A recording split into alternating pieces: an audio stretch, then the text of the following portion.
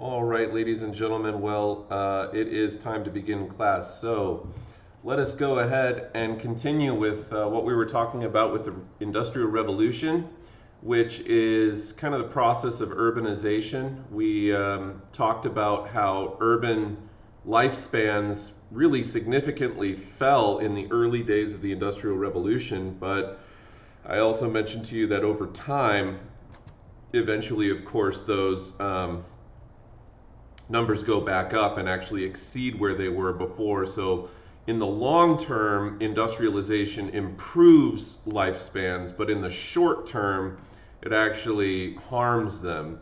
The results of some new technology: by 1790, new machines produced 10 times as much cotton yarn as 20 years earlier. That's what I talked to you about last time with Eli Whitney's cotton gin, which is invented right around 1793-ish.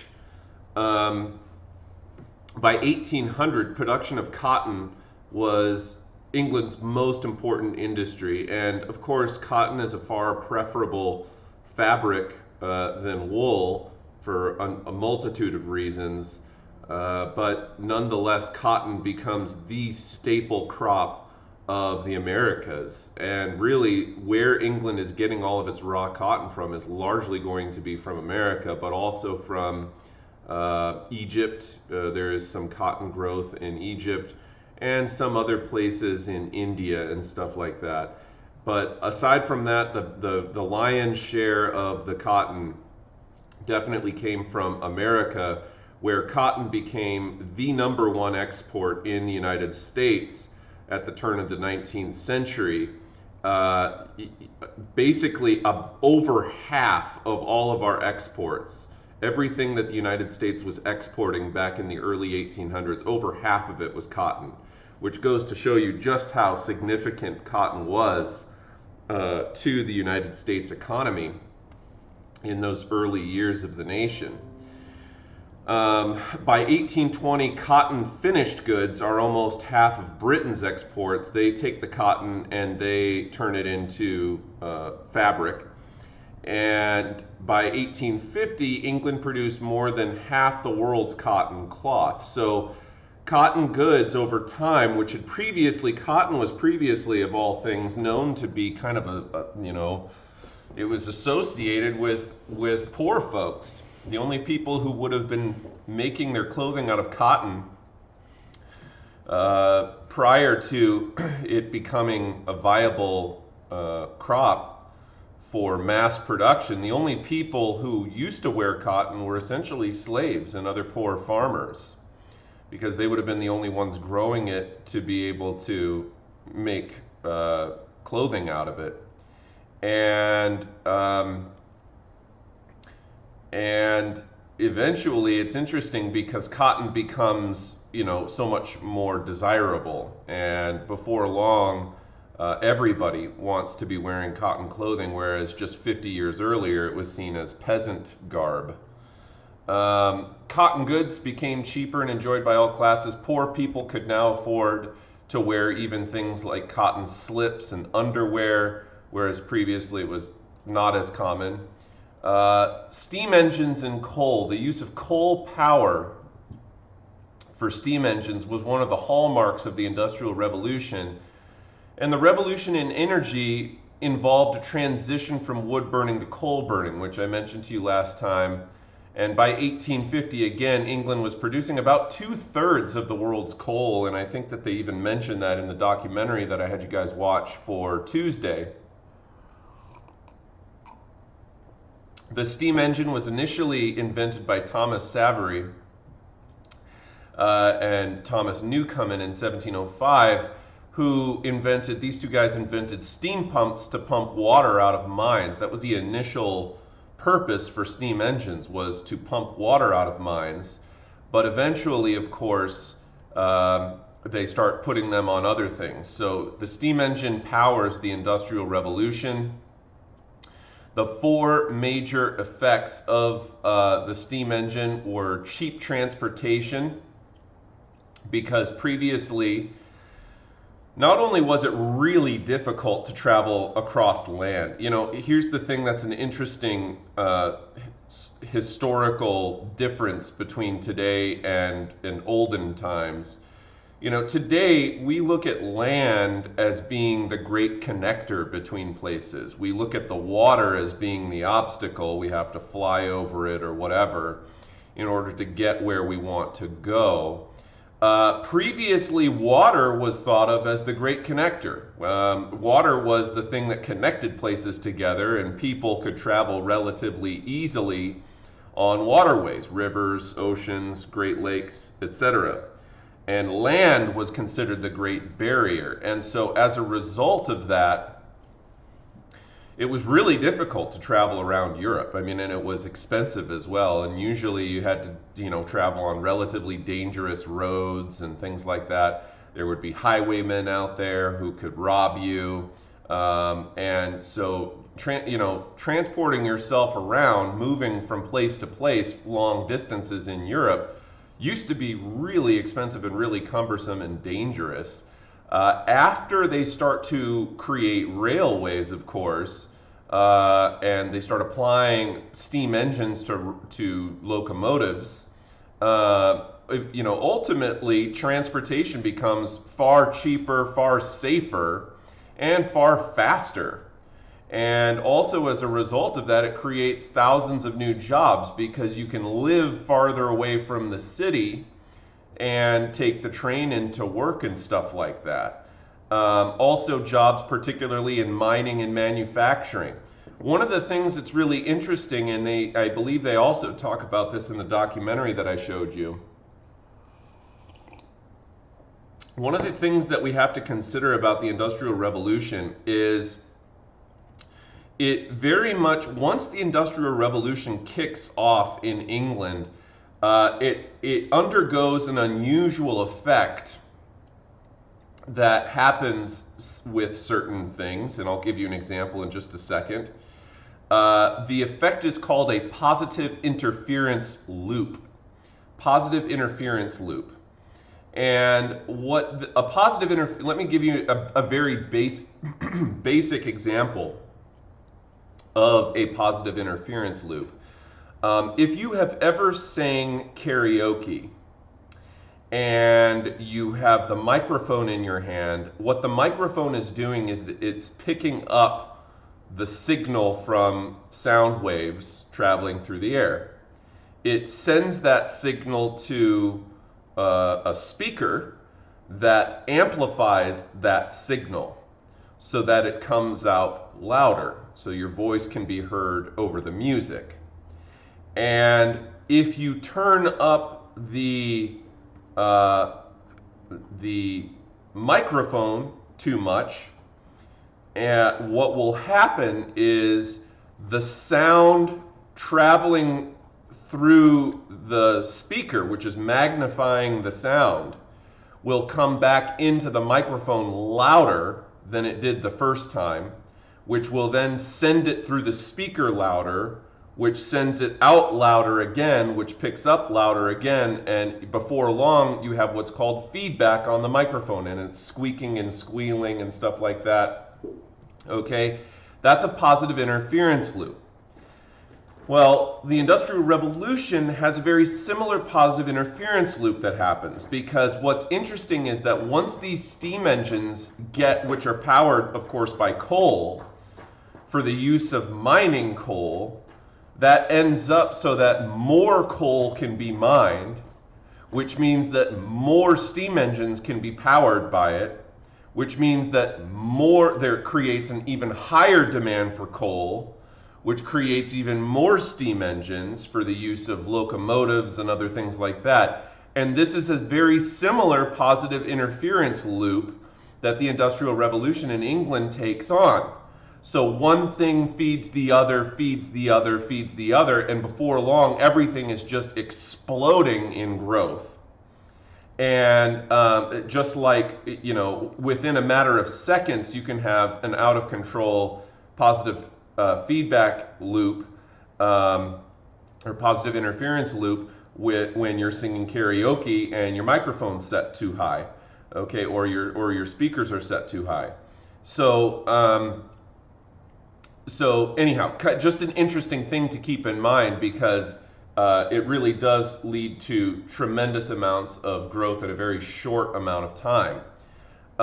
Boosted other industries such as agriculture and fishing. The other thing that's interesting about the improved transportation as a result of the steam engine is that people's diets, which were already improving thanks to the wide variety of foods that they were consuming, get even better. More and more people start consuming fish and meat, dairy products and other things, because before long, these trains are transporting food items, and they're transporting them faster than ever before. So they're able to transport the food quickly before it spoils, get it to the market, and people are able to consume, foods that previously were, too far away for them to be able to acquire without it spoiling, or just in general, foods kept fresher longer thanks to new transportation methods that got these foods across the countryside faster, and it meant that people were able to purchase a whole bunch of different foods at the market, and people's diets continue to improve, which of course is good for population growth, which is another key factor for industrialization. So all of these things are influences of the steam engine, and James Watt invented and patented the first truly efficient steam engine in 1769. As I said, he's not the one that initially invented it, but he's the one who's most credited with creating the most efficient version of early steam engines, and of course they continue to improve upon Watt's design. The steam engine was the most fundamental advance in technology during the Industrial Revolution. And as you can see, they take these steam engines and they increase the size of them. Here's a full-grown adult standing here next to a very massive, massive steam engine that would have probably powered a factory. And then, of course, we have steam ships. And this steam ship here is particularly overloaded with people. There's no way that that would be legal in modern day times. The whole edge of the boat is basically falling below the waterline there. How do steam engines on early steam ships work? Well, they power these large water mill paddles. Okay, so it's kind of taking the previous technology where before this same device was actually used passively, okay, along riverways to power factories, because the river would run past this water mill, turn the mill, and move the gears in the factory. Now, the steam engine is the thing that's moving this, and what this allows you to do is paddle the water beneath, because this falls below the water line and it pushes the water and propels the ship forward. And so it's kind of an interesting thing how they're using the exact same design essentially of the water mill, but now instead of it being powered by the water, it's being powered by a steam engine, and it's actually pushing against the water to propel the ship. Early steamships were really interesting. This is an unusual era of ships where anytime new technologies like steam engines and stuff like that are introduced, there's ambivalence from the market about their reliability and so on. And so people weren't quite ready to get rid of sails yet. So there was actually a brief period of time where ships were fitted with both these large water wheels powered by steam engines, as well as large sails in the event that the steam engine broke down or whatever, where the ship could still rely on old technology such as wind sail technology.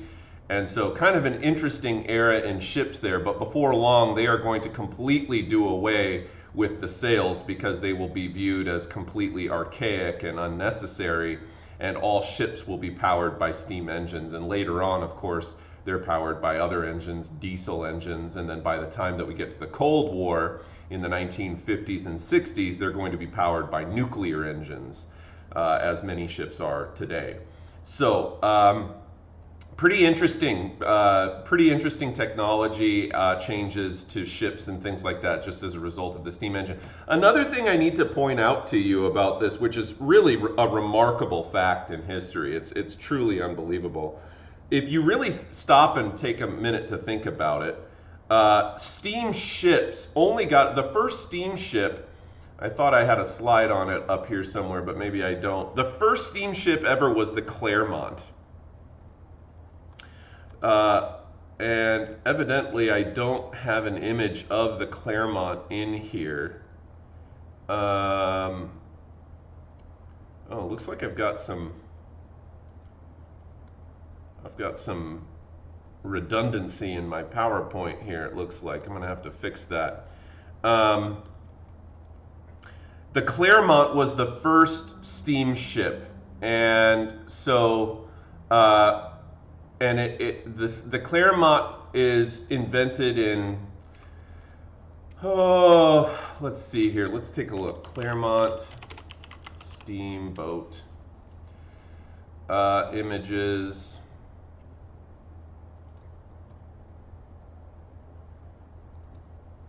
Robert Fulton in 1807, okay? 1807 was when the Clermont was invented by Robert Fulton. And the stat that I was going to tell you that is truly remarkable when you think about it, I mean, if you think about how Europeans had been traveling using wind-powered sails on ships for hundreds of years, okay, hundreds of years. We get to 1807, we see steam engines applied to ships for the first time, steamboats. Okay, within 100 years of that, okay, within 100 years of the first steamboat, we are already seeing the invention of planes. And before long, people are no longer even sailing across the ocean, they are flying across the ocean. That's within 100 years, okay? It's an amazing, amazing thing. The Industrial Revolution really led to this entirely new realm of new inventions and possibilities with technology. So pretty incredible period of time to go from, the most primitive steamboat that you can think of to planes within a century is remarkable. I mean, it's truly, truly remarkable. And that was only 200 years ago, that the steamboat was invented. We're only 200 total years removed from the first steamboat, which is, again, if you think about today, how we have, massive jumbo jets that can take hundreds and hundreds of people across the ocean at a time in a matter of hours, comparative to the length of time that it took 200 years ago for a ship to get across the ocean, which is about 20 to 30 days. Pretty amazing advancements in technology. The iron industry also was radically transformed by steam power. There were rising supplies of coal, which boosted iron production, another way in which that positive interference loop takes place, and gave rise to what's known as heavy industry. And heavy industry is the manufacture of machinery and materials used in production. Most commonly building materials, construction materials, large factories and other things like that. Iron makers switched over rapidly from using charcoal to using coke in the smelting of pig iron. And coke is just a different substance, but nonetheless, Henry Cort in the 1780s developed something known as the puddling furnace, which refined pig iron with coke. And Cort also developed heavy-duty steam-powered rolling mills that were capable of shaping finished iron into any shape or form. And before long, pig iron starts being turned into wrought iron, which was stronger, and shaped specially. And by 1850, England produced more than half of the world's iron. So, transportation revolution, it was made possible by steam power. And of course, it was necessary because they needed to distribute finished goods across the countryside, and they needed to deliver raw materials to factories. So one of the main reasons that locomotives and trains get developed in the first, oh, I do have one right here, 1807, I thought I had a slide in here about the Claremont. That was the 1807 Robert Fulton steamboat, the Claremont, okay? Anyhow, it was necessary because the initial purpose for these locomotives wasn't to transport people, it was to transport raw materials like coal. So the initial locomotive lines, railroad lines that were built, the initial railroad lines that were built connected, they were just single track lines. It wasn't like what we think of as railroads today, being a vast spider web of networks of tracks that all kind of connect together with one another. Initially, railroad tracks were just single line tracks. They connected 2 points together by a single track. And the reason that they did that was to connect together mines where they were extracting coal so that they could load the coal up on train cars and then transport it to wherever the coal was going, which would usually be some kind of urban center where manufacturing was done. And it was, so the steam engines were incredibly important for that. Also, we start to see the digging of canals. Canals are essentially just man-made rivers. Think of them that way. And so canals, usually are very straight. You can almost always tell the difference between a canal and a river because canals usually run very, very straight and rivers don't. They meander and they twist and turn and stuff like that. Canals are usually relatively straight. And canal systems also become very important in completing basic needs of related interdependent industries such as railroads, steel, coal, manufacturing, etc. Construction of hard surfaced roads like we have today doesn't really get pioneered until later by John McAdam. And this, of course, significantly improves land travel. Roads these days are absolutely essential to our everyday lives just to get around. But it's unusual probably to think that hard surfaced roads rather than dirt roads or gravel roads or two-lane track roads or whatever are a rather late development of the Industrial Revolution. In fact, people much preferred to use railroads because, first of all, you don't have to drive, you're just a passenger and you get on the train and it's easier, it's safer. And secondly, there weren't really cars. If you were using the hard surfaced roads in the early Industrial Revolution, you'd still be using a horse-drawn carriage or an oxen-drawn carriage on the road.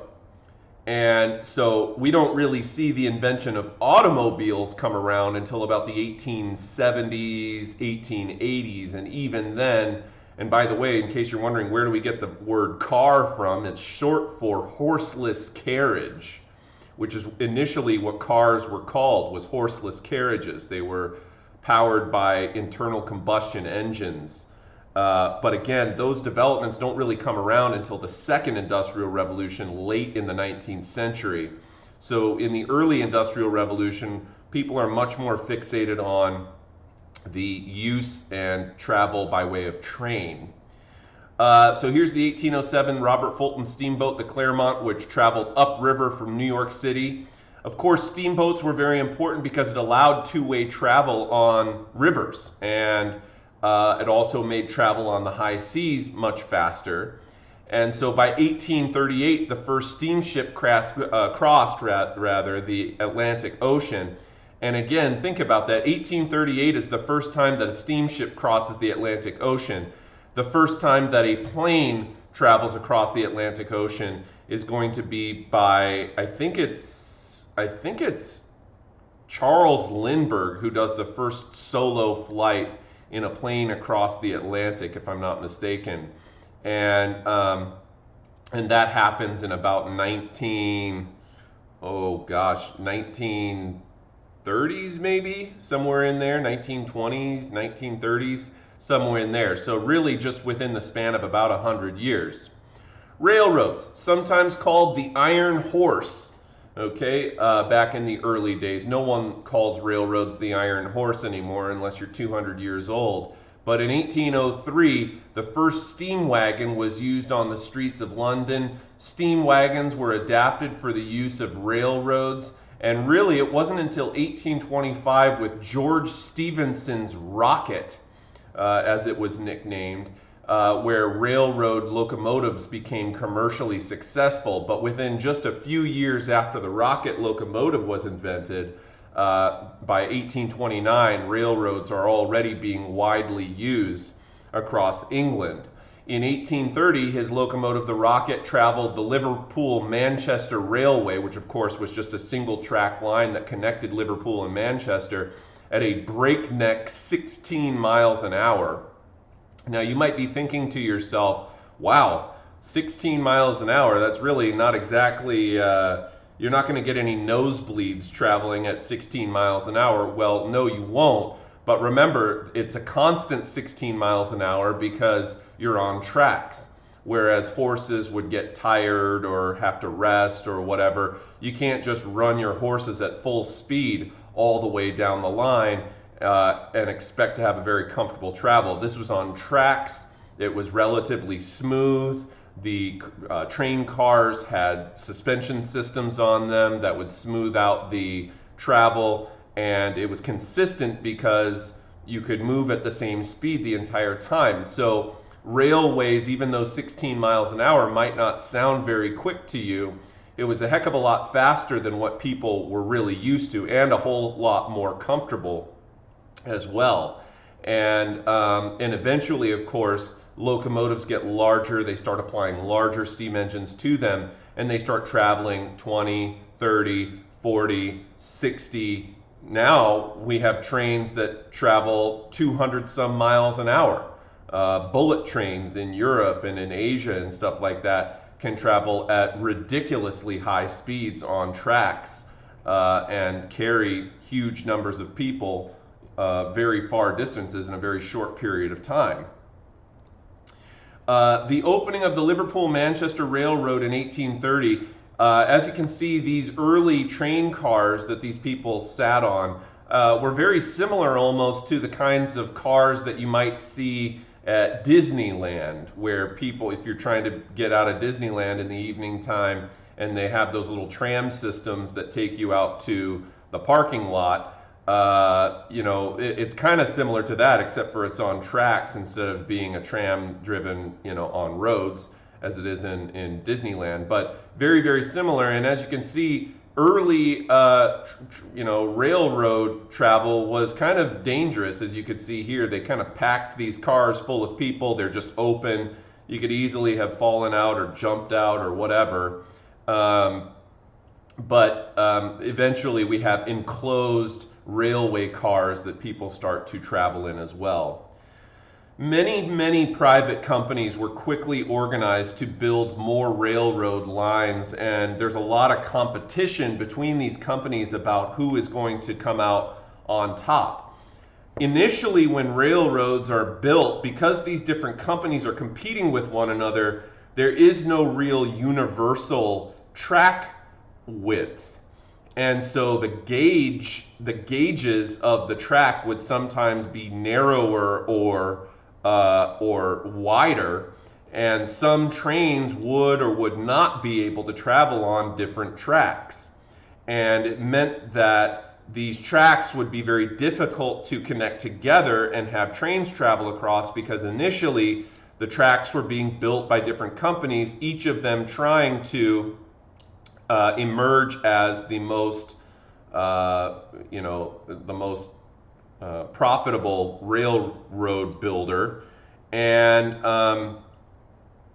In America, this was very much the same thing. It's actually one of the reasons that the South lost the Civil War, is because in the South, the railroad tracks had different gauges. And so, it wasn't possible in the South at that time to transport a bunch of goods all over the place. Not only did the South have fewer railroads than the North did, but also the South had to stop, unload trains, and then take all of that stuff and reload it onto a different train that fit on the tracks for a different location. And so this is really inefficient, obviously, and it would be a little while before track gauges and the railroads themselves were universalized. You think about, for example, all of these different things that today we take for granted, like, for example, electrical outlets, right? Anywhere you go in the United States, electrical outlets are going to look the same. It's universalized. That's really useful for consumers because it means you don't have to be buying all sorts of special proprietary adapters to plug in stuff, into different walls depending on whoever the power company is for that location. That would be really frustrating and expensive and inefficient. So we much prefer having a universalized system where we can all go and use the same things. But you have to understand that when these things come about for the first time, things like, for example, electricity, which comes around about the turn of the 20th century, the 1900s, and then before that, railroads and various other things, none of it is universalized. These systems are being built by private companies that are competing with one another, and they don't want to have that universalization of the systems because they want people to be forced to use their own designs and their own products and stuff like that. Just like how Apple these days constantly comes out with, this is why I refuse to buy Apple phones, because you can never rely on Apple's being consistent. Every time they release a new Apple phone, they're coming out with new chargers, they're coming out with new features where the only way that you're going to be able to use the phone is to buy a bunch of additional extra add-on items, special chargers, special earbuds, special this, special that, just to be able to charge your phone or use it regularly. And when you have Android phones, all of it's universalized. The same plug works for a Samsung as it does for a Google phone, as it does for a whatever phone. Far more universalized, far more consumer friendly. Sorry, but that's just the facts. Apple is really bad at it. Well, they're really good at it actually, but in my view, it's a bad thing. They're really good at getting their consumers to purchase a bunch of new goods all the time that are really just a way for Apple to make more money off of you. And I disagree with that policy entirely, so I refuse to buy Apple products. So this growth of the railroad created a growing regional and national market that spurred increased industrial productivity to meet larger demand for goods. And this also facilitated the growth of an urban working class who was coming from the countryside in the surrounding areas of places like Liverpool, Manchester, London, you name it. They lived on the outskirts and they could now start to take passenger trains into the city where they could do their wage labor jobs. Here is a classic example of a style of art known as realism. Now, I want to take a minute to talk about realism. We already talked about the other major art movement from the early half of the 1800s. From about 1800 to about 1850, the most prominent style of art being painted at that time is going to be Romantic art. But remember what Romanticism is. Just think about the word. When we think about the word romantic, or if something is romanticized, it's more beautiful, more ideal, more serene, more perfect than it ever could have been in real life. Okay? That's what we think of when we think about romantic. Okay? Oh my gosh, look at this, we're strolling through a beautiful street in Paris, and it's raining, and I've got my umbrella, and that kind of thing. It's always so beautiful, more beautiful than it could have been in real life. And that's the first half of the 1800s. The second half of the 1800s the Romantic art movement is largely replaced by a new movement in art known as realism. Now, to talk a little bit about realism, which is the major dominant art form from about 1850 to about 1890, realist art is called so not because you would look at the painting and say, oh my gosh, it looks so realistic. I can't tell the difference between this and a photograph. That's not why it's called that's not why it's called realist art, okay? That kind of art that you're talking about, where you look at it and you can't even you can't even tell the difference between it and a photograph, is called photorealist art, and that's a different style of art that comes around later. Photorealistic art is the kind where you look at it and you literally sometimes can't even tell the difference between it being a painting or a drawing and a photograph. That's not the style of art, though, that we're talking about. The reason that we call this realist art has to do with the subject matter. What are we looking at in the painting? And what you're looking at in this painting by Honore Daumier is titled The Third Class Carriage. It was painted in 1862. Now, Daumier's painting illustrates the mobility of peasants via the railroad here. And a grandmother is sitting with her daughter and grandchildren in the third class carriage. What makes this realist? The idea is that the subject matter that you're looking at is something that you would see in real life. Okay?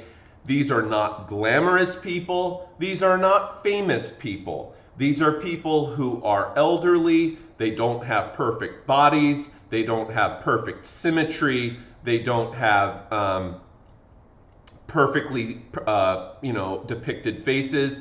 Rather, they have wrinkles. They have scars. They have dirty hair. Okay? And who are we looking at? We're looking at peasants. Think about the vast majority of the art that we have looked at throughout this class. Most of the time, it's notable people.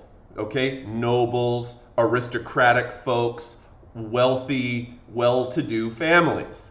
Okay? In realist art, we are looking much more at art of the common person. Wage laborers, miners, manufacturers, everyday people. Okay? And that's what makes this realist art, is the subject matter is something that you would see in everyday real life. Now, why does realist art come to replace romantic art? Well, think about what art is supposed to do. Art's supposed to get you to think. It's supposed to get you to be able to perhaps escape your reality for a short time. In the early days of the Industrial Revolution in the 1830s, the kind of art that was popular was that romantic style of art.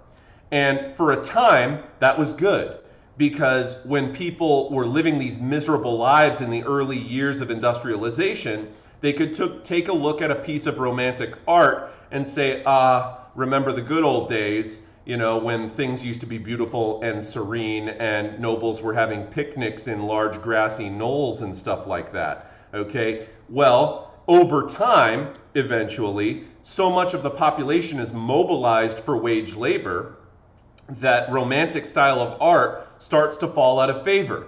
Because instead of it being an escape from your reality, it's a reminder of how crappy your reality is. And so what ends up happening is people look at romantic art and they say, well, that's not how the world is, and it's not going to ever return that way either. We're living in new times. Okay, and shortly thereafter, the art comes to reflect the reality that people are living in, which is one of wage labor, it's one of urbanization, it's one that is largely dominated by the working class. And so we start to see that reflected in art, because art is kind of a mirror of society. And so the romantic art movement, after it starts to leave something of a bitter taste in people's mouths, They end up, we see the art style transition to a much more representative form of art, seen, that is reflective of the reality that people were living on a day-to-day basis. Here's a piece of Romantic art, and as you can see, this is rather abstract. Okay, we will see more art like this come about in the late 19th century, the very, very tail end, the last 10 years or so of the 1800s. But it won't be Romantic art, it will be known as Impressionist art. But it is somewhat inspired by artists like J.M.W. Turner, who painted this in 1844. It's called Rain, Steam, and Speed, the Great Western Railway. And this is a Romantic painting because, of course, it's illustrating the perceived view of the time of railroads being so fast that they're almost like a blur when they go by. Now, of course, the funny thing is you already know that these railroads were going, or these locomotives were only traveling about 16 to maybe at most 25 miles an hour by 1844. All right, they're not exactly that fast, but by comparison to what people had ever experienced before, it's a whole lot faster than it used to be, and that's what this is trying to depict in this image here. So, Great Britain by 1850, as I said, producing 2/3 of the world's coal, producing over half of the world's iron, producing more than half of the world's cotton cloth, finished textile cotton goods. The gross national product of England had risen 350% in 50 years, okay? They had experienced already before 1801 100% growth between 1780 and 1800. So inside of 60 years, 70 years, okay, we've seen the gross national product, the overall valuation of all goods and services produced by the country of England, increase by 450%. Meanwhile, of course, the population is continuing to increase from 9 million people in 1780 to 21 million people in 1851. That is huge population growth. That's nearly 3 times, it's over double at least, the amount of people in just 70 years. Anytime that your population is doubling within not even a full century, over doubling within a full century, you are experiencing massive, massive population growth, and that's going to, of course, contribute to the growth of industry because more and more people are going to be seeking out work. Per capita income increased almost 100% between 1801 and 1851. In the early days of wage labor, it wasn't a very glamorous life. Fortunately, as time continues through the 1820s, 1830s, 1840s, and then into the 1850s, wages are going up, which means that people have more disposable income to purchase all sorts of kinds of goods for their own personal consumption. The economy was increasing faster than population growth, which was creating a high demand for labor at this time. And so this was spelled good news for England. If you can see here, relative levels of industrialization from 1750 all the way up to 1900. Okay, look what happens here. Okay, England is the earliest to industrialize. Remember that 1830 is when factories really come into play. After the introduction of factories, look at the rise of industry. But we can already see that if we're looking closely at this graph, and this is something that you're going to want to be able to do when you look at graphs on exams and other things like that, we can see different trends happening here. Look at what happens if you were to extend this graph out and make a hypothesis about what would happen within the next 20 to 40 years. Look at this. Look at how England's here is starting to plateau. It's going up, and then it's going up, but at a decreasing rate, and it's still going up, but yet at an even further decreasing rate.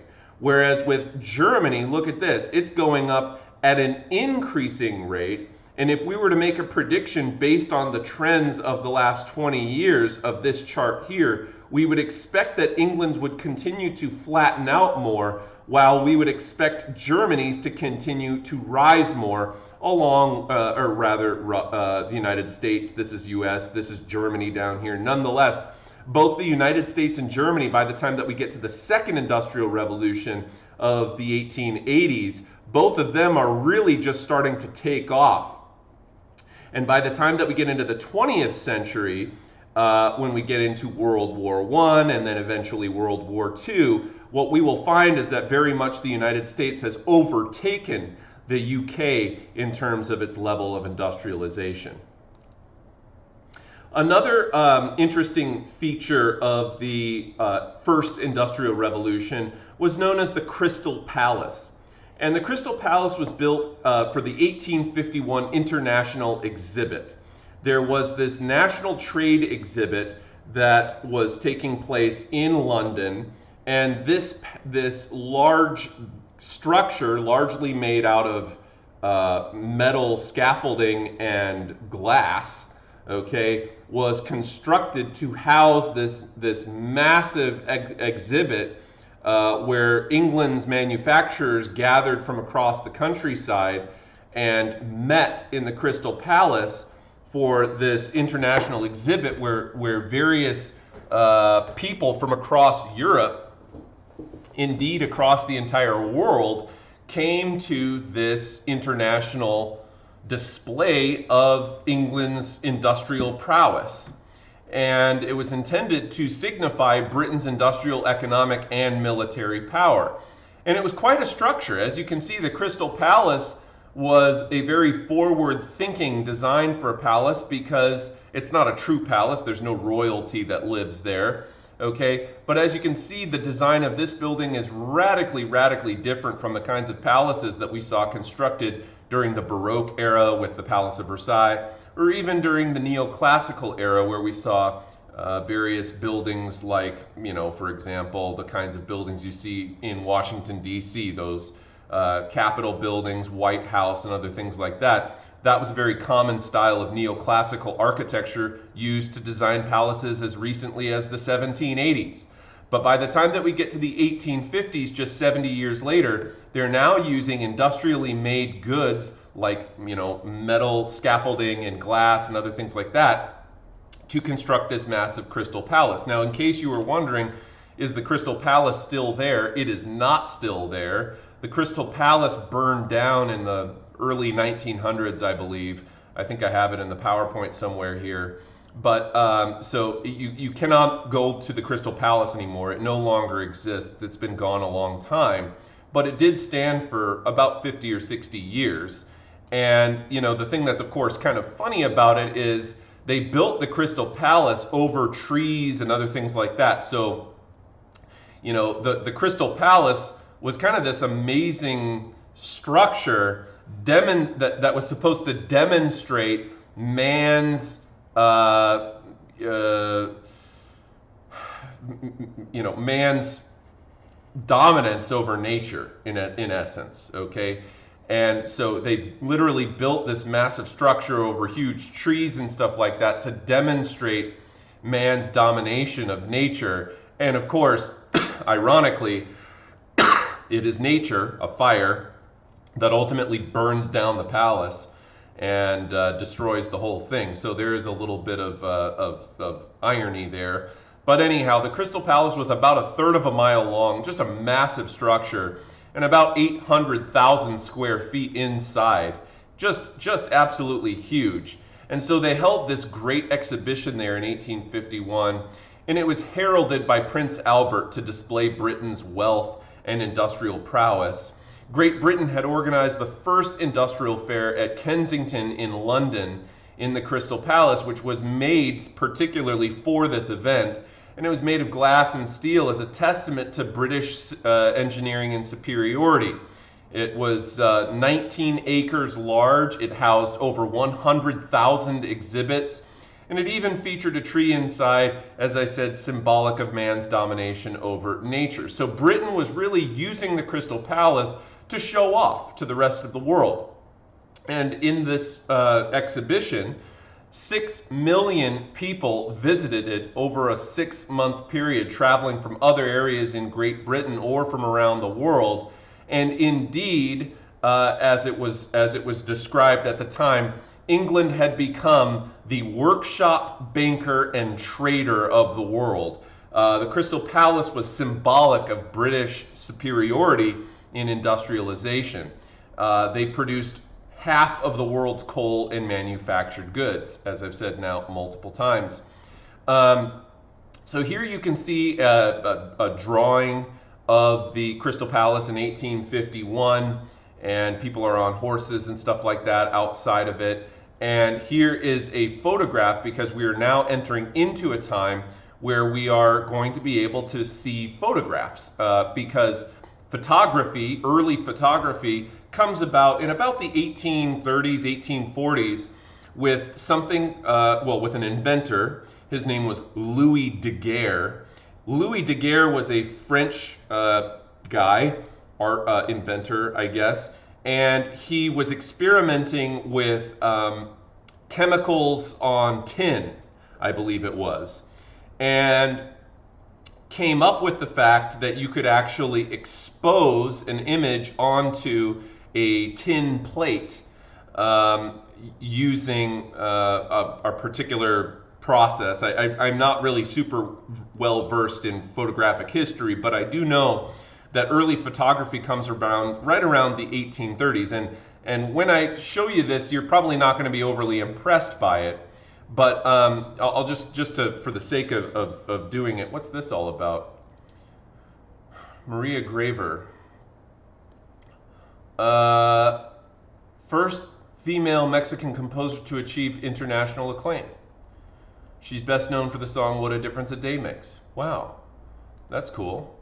All right, learned something new from Google today. All right, let's look up daguerreotypes.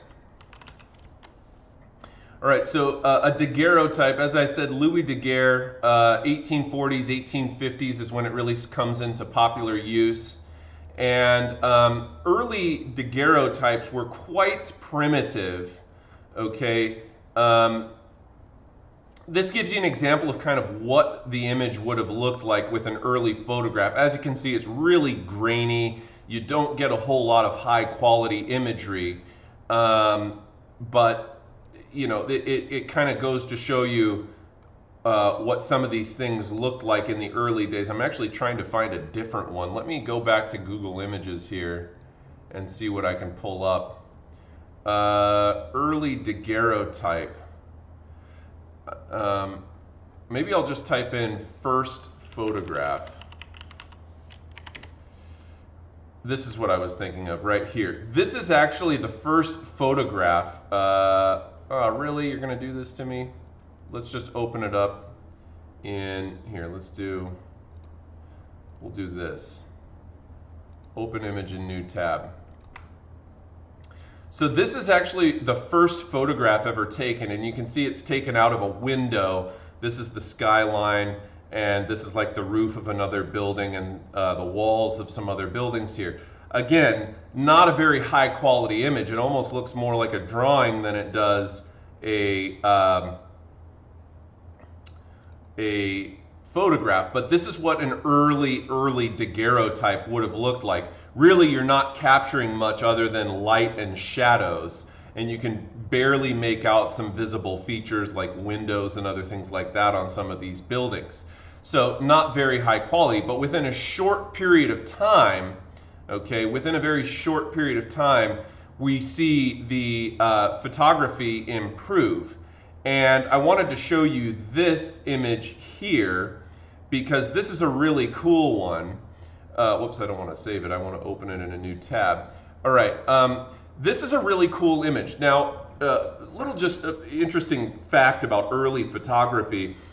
In order for the chemical light process to take place and capture an image, you know, they weren't using digital phone cameras like we use today, where you can just capture an image and you click it and point and shoot and boom, you've got a perfect image basically. Okay, they had to keep the shutter open on the camera and allow enough light in to expose the film that they were using. And so because of that, because you have to keep the shutter open for a long period of time, okay, maybe a matter of say 5, maybe even longer, 10 minutes, maybe even in the earlier days longer than that. But because you have to keep that shutter open for so long, anything that is moving as you are trying to capture an image is not going to be captured because it has to stand still in order for it to be captured on the film. That's why in the early days of photography, you needed to stand perfectly still, and people oftentimes didn't smile in photographs because smiling like an idiot for 5 or 10 minutes straight would make your mouth tired. You'd feel dumb standing there with a smile on your face. It would look awkward. So most of the time, people just took photographs with straight faces, stern-looking faces. In this particular image, one of the things that's really interesting is this is actually one of the earliest photographs of Paris. Okay? And as you can, it's a really cool image because it just shows you how different Paris looked back in the 1840s or whenever this was taken. What you will notice though is that this image, which was taken in broad daylight, probably around, I don't know, 10 or noon or something like that, the streets appear empty. As you look at the streets down here, okay, you can't really see anything. There's no carriages, there's no horses, there's no people, okay? Where are they all? Well, the thing that's really interesting about it is that they were there. When this image was taken, this street would have been busy. Carts would have been moving up and down it, horses, etc., people walking up and down. But because they were moving, they weren't sitting still long enough for them to be captured in the image, except for this guy down here. And what's so cool about this is the reason that this guy was captured is because he was getting his shoes shined. So he was standing on the corner next to a guy who is less clearly captured because the shoe shiner was moving around as he shined this guy's shoes. But this guy stood still long enough on this day as this image was being captured, completely unawares of this guy who's getting his shoe shined down here, to be basically one of the first people ever captured on film. Maybe not the first guy, but certainly one of the first people ever captured on a film image. And so it's kind of a cool thing, you know. And of course you can see here by this point when this image was taken, we can see a lot clearer imagery in the image. We can actually see some of the individual cobblestone in the street. We can see these lamps, these lanterns, street lights, okay, in the image. We can see very clearly the side of the building and degradation on the building and stuff like that, trees and so on. And so very, very cool image. Hopefully you find that pretty cool. But anyhow, let's continue on here. This is done from a more modern camera. Obviously this is an even higher quality image taken later, around the turn of the century. Now, as you can see on this image here, I'll delete that one. We already looked at that one. This is another photograph, okay, taken of the Crystal Palace while it was still standing, because the Crystal Palace lasted long enough where cameras advanced to be, you know, good enough to be able to take pictures like this one. And we even got into an era of flight where we had blimps and other things like that, hot air balloons, and we could take aerial photographs. So, you know, it lasted a good long time, but unfortunately there was a fire, and the Crystal Palace, as you can see here, completely burned to the ground. And this is another air photograph taken of what the Crystal Palace looked like after it was a charred pile of debris from this massive, massive fire. And this was the end of an era. And you can see here an image from the Daily Mirror, which was a newspaper at the time, that with the headline "Fire Wrecks Crystal Palace, Royal Duke Watches," and it was quite a thing. Just out of curiosity, I'm going to look up Crystal Palace here because I want to know the exact year that it burned down. Crystal Palace, 1936. So the Crystal Palace actually survived World War I, made it most of the way through the interwar years, and about 3 years before the start of World War II was when it burned down, and that explains why we have such good photographic evidence of its existence. Just to show you where the Crystal Palace was, all right, the Crystal Palace was located down here, okay, just outside London, okay, not that far away from central London up over here. So basically straight south, and yeah, nowadays, you know, it's no longer there. Just out of curiosity, I wonder if we can. How come I can't put my little? Oh, I know why. We'll do this. We'll go to Maps. Crystal Palace, London, and we can go to Crystal Palace Park, and if we go there, let's drop, oh, I don't know, let's drop this here, see what we see. This is what Crystal Palace Park looks like today. As you can see, this is where it would have stood, where this line of trees is here, and where this tower is, okay, but this is the same staircase, which is pretty cool. I don't know if you guys recognize that from the photos I was just showing you in the PowerPoint. Let's walk over here a ways. You can see here the very same staircase entry point to the Crystal Palace as in the image right here. This is the same staircase, okay? You can see it all right here, and the Crystal Palace would have stood literally directly behind where this is, where this line of trees is right here. And so that's pretty darn cool, in my opinion. Anyhow, okay, 8:45. Let's keep moving forward here. In industrialization of Europe by 1850, as you can see, industrialization spreads east away from Britain and south away from Britain.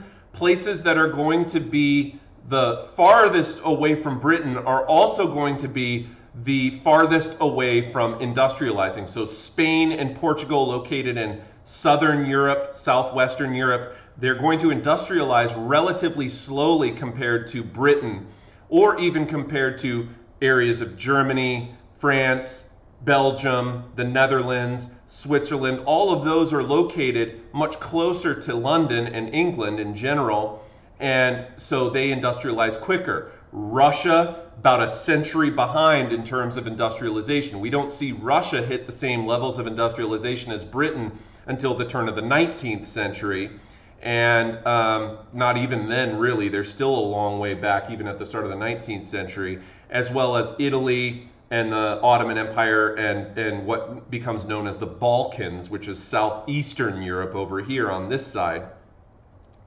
Continental Europe began to industrialize after 1815. Parts of the continent had previously not really been that far behind Britain in the 1780s, but when the French Revolution broke out, as well as the Napoleonic Wars, that slowed down economic growth on the continent.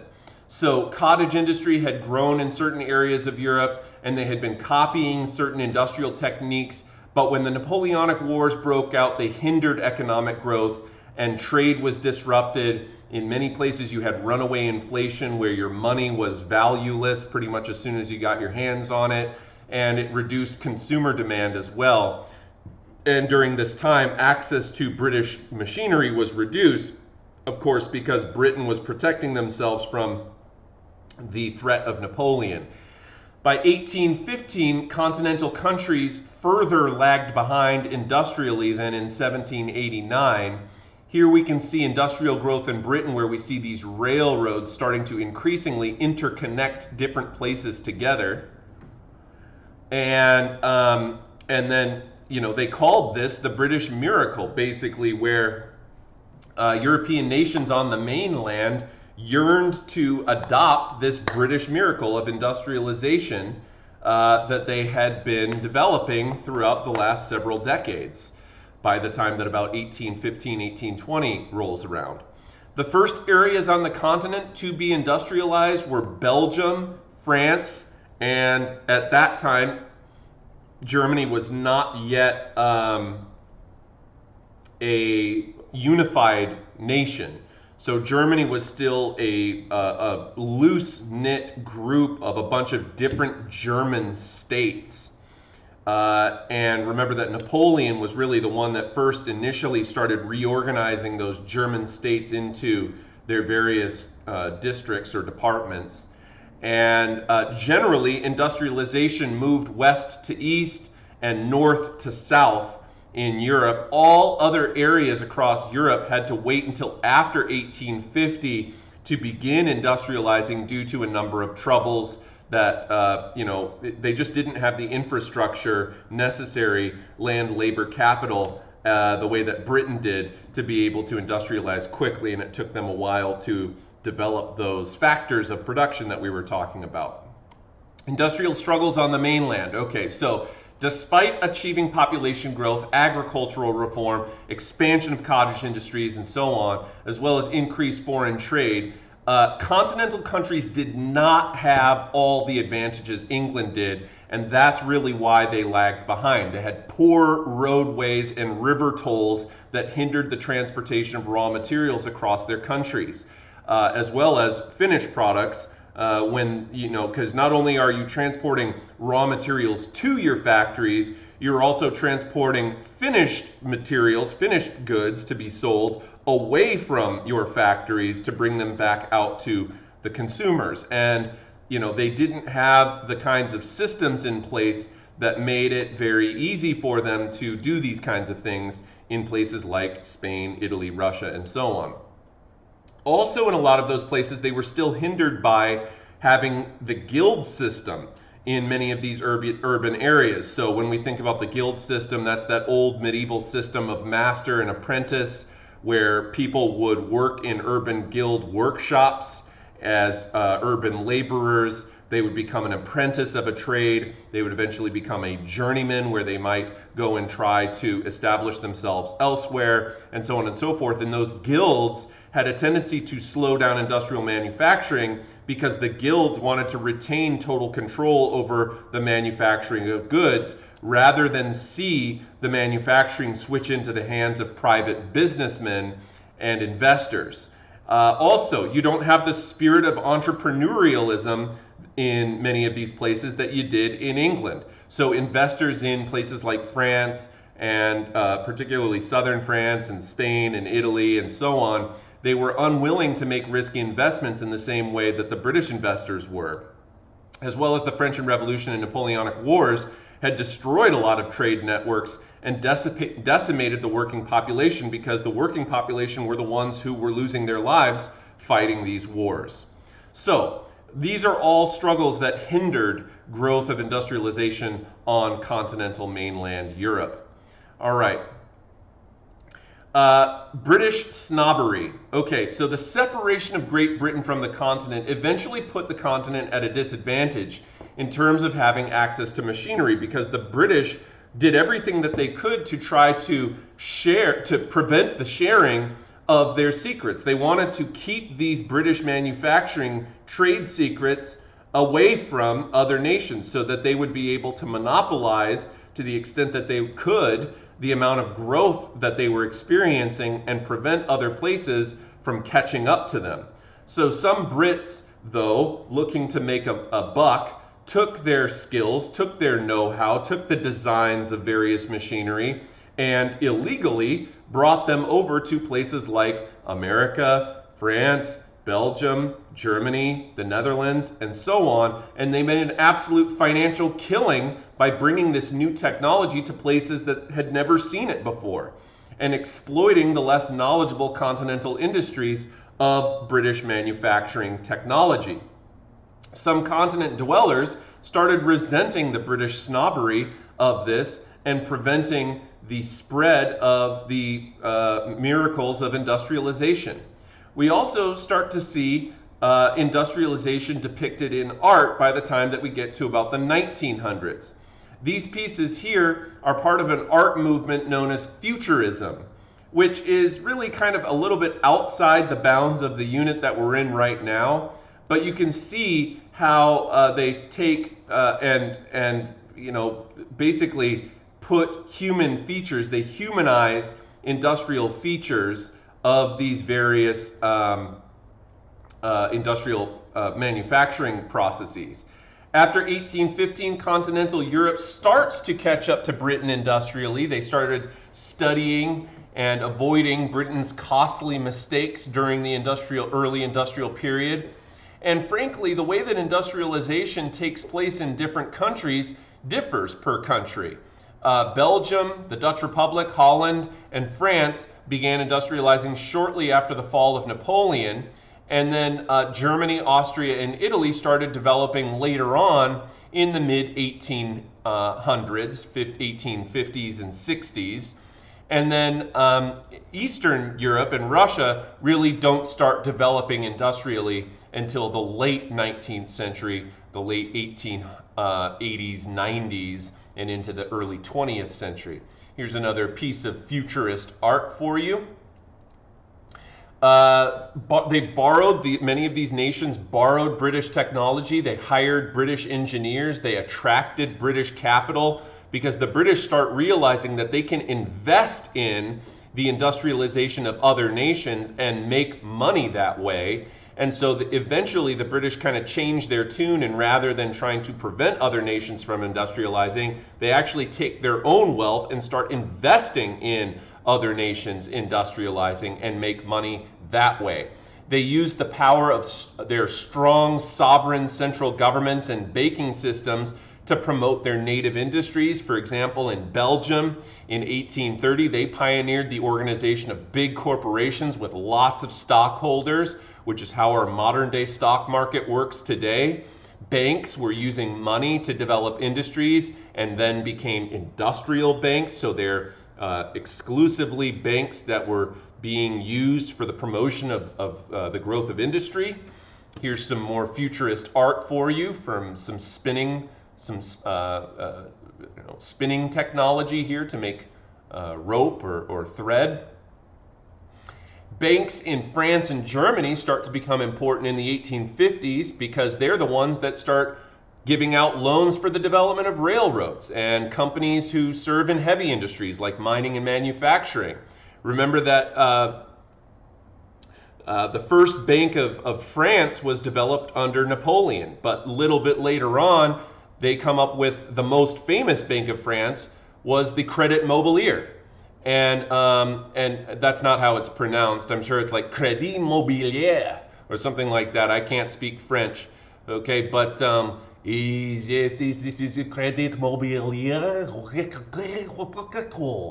Okay, that's my best French impression. Okay, but we'll just call it the Crédit Mobilier, which is the most famous Bank of France, which was really the one that helped build virtually all of the railroads over France and over a lot of continental Europe as well. Here's some more futurist art for you, demonstrating the application of human features to more industrial machinery. And ultimately, Britain failed to maintain a monopoly on its technical advances. Tariff policies in continental Europe began to be enacted. Tariffs, for those of you that don't know about tariffs too much, tariffs are a very classic way that a country will go about protecting its own economy. In fact, tariffs are known as protectionary economic methods. What does it mean? How do we protect our economy through tariffs? Well, what you're doing with a tariff is you are creating a tax on foreign-made goods. And what that does is it increases the price of cheaply foreign-made goods to be higher than the goods that are made domestically. So for example, in the United States, let's say that, and the British were constantly trying to get their cheap goods into the United States so that American consumers would buy British goods. What the United States does to protect American manufacturers is they say, sure, you can still buy British goods, but you're going to pay a tax and a tariff on it. And the tariff took and raised the price of foreign-made British cloth to be more expensive than the American-made cloth. And the reason that they did this is so that American consumers would buy American goods, and it protects the American economy and keeps people working and buying and American companies growing. So this is what tariffs do, and tariff policies were enacted in many different continental countries. And France, for example, enacted very high tariffs on cheap British goods so that French people would be less tempted to buy the British goods and more tempted to buy the French goods. Just the same in Germany. In Germany, they actually created in 1834 something called the Zollverein, which was a tariff on all non-German imports to encourage capital investment in German industry, so that people would invest their money into German manufacturers, German companies, German industrial growth.